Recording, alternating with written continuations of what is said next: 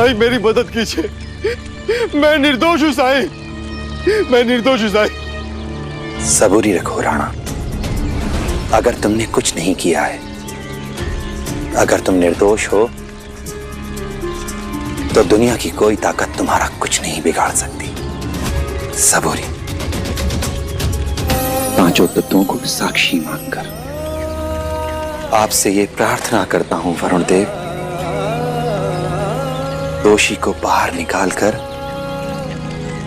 निर्दोष की रक्षा कीजिए। भाई खुद अपने हाथों से पानी गर्म कर रहे हैं। साईं बचा पाएंगे ना राणा को? साईं जानते हैं कि राणा निर्दोष है, वो उसकी मदद जरूर करेंगे। हरिओम हरिओम, मैं तो सोच सोच कर रोमांचित हो रहा हूँ। हरिओम। ए फकीर, तू एक बात भूल रहा है, भोले भाले गांव वालों को मूर्ख बना सकता है लेकिन प्रकृति के नियमों को परावर्तित नहीं कर सकता। तो गर्म पानी अपना गुण कैसे छोड़ेगा? प्रतीत होता है जैसे इस दुर्दांत डाकू को दंडित करने के साथ साथ तेरा भी भांडा आज फूटने वाला है।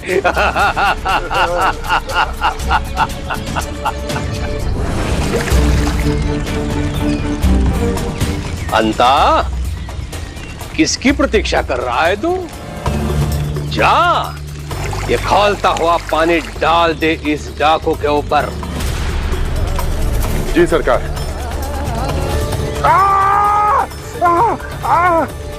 धीरे धीरे। बहुत गर्म है सरकार। हाँ।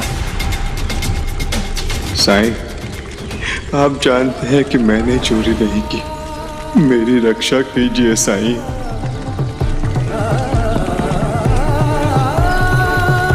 साईं, साईं, साईं। अब पता चलेगा साईं का गुणगान गाने से क्या होता है।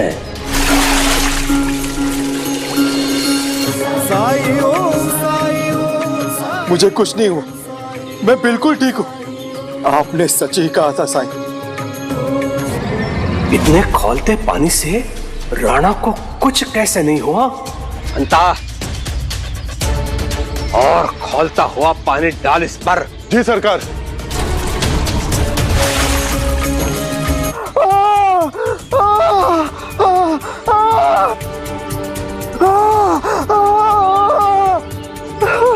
सरकार मैं चल रहा हूँ, सरकार मैं चल रहा हूँ।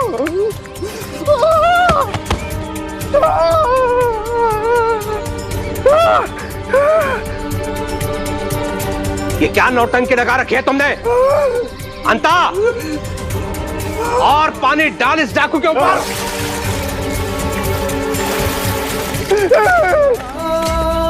सरकार रोकिए, रोकिए सरकार,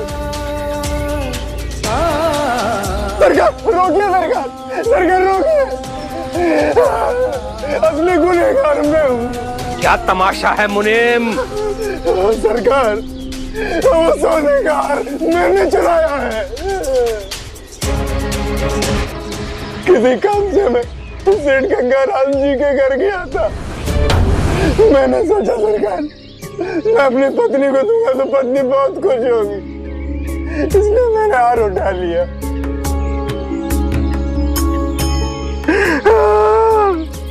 ये वो सोनेगार, यही तो वो हार है। पत्नी को देने के पहले मैंने सोचा कि चिरडी के बाहर किसी सुनारते से बदलवा लूंगा जिसे कोई पहचान नहीं पाएगा।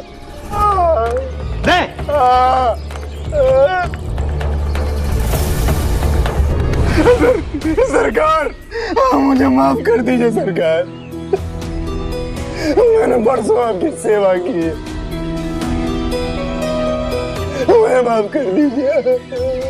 एक तो अपराध करता है, ऊपर से संबंधों की दुहाई देता है। मैंने पहले कहा था, मेरी दृष्टि में न्याय सबके लिए एक है। मैं किसी के साथ भी पक्षपात नहीं कर सकता। इस मुनीम को दंड स्वरूप 50 कोड़े लगाए जाएं। सरकार, ऐसा जुल्म मत कीजिए सरकार। आज इसके कारण गांव वालों के सामने मुझे अपमानित होना पड़ा, भरी सभा में लज्जित होना पड़ा कि मेरा कर्मचारी चोर निकला। माफ कर दीजिए सरकार। आजाद कर दो इसे। आपका धन्यवाद सरकार। चुप, एकदम चुप। तुम्हारी नादानी की वजह से यह सब हुआ है। एक निर्दोष को दोषी ठहराने के अपराध में मैं तुम पर 100 रुपए का दंड लगाता हूं।